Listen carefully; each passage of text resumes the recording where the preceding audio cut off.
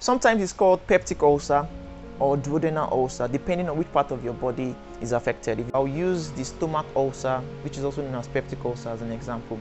So let's take, for example, this is my stomach. Let me open it up so that you understand what I'm trying to say. We have this acid being produced in the stomach naturally. The purpose of that acid production is to help digest food and do some other functions. The stomach also has a wall, like a cemented wall, which protects the main stomach from the impact of the acid. Now, this is the concept behind ulcer. Imagine me scraping off this protective layer, which is the wall. Imagine me scraping it off. What does it lead to? It leads to sores and wounds. And once I have sores and wounds, remember, acid is being produced in the stomach for digestion.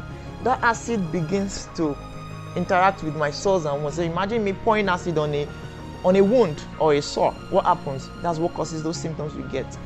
The pain you get somewhere around here. Sometimes it hooks you, sometimes it radiates to the back. You can't even breathe, you can't talk. Sometimes you feel nauseated, like you feel like vomiting, you feel sick. Those are the symptoms you present with when you have ulcer.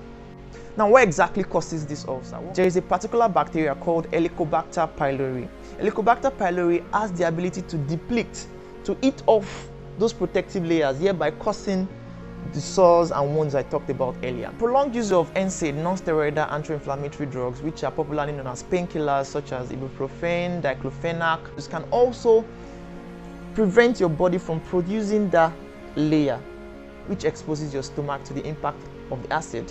Now, the treatment of your ulcer is based on the cause of your ulcer. That is why it is necessary for a proper diagnosis to be done to ascertain what is causing your ulcer.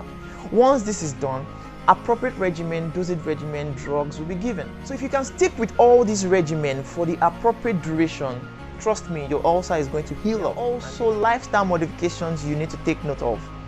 Avoid taking alcohol, avoid smoking, avoid taking some painkillers, avoid stress. And those of you that can't do without carbonated drinks, those drinks that do psh, psh, it can also worsen your symptoms. Yeah, don't wait till it gets really bad before you speak with a doctor or a pharmacist.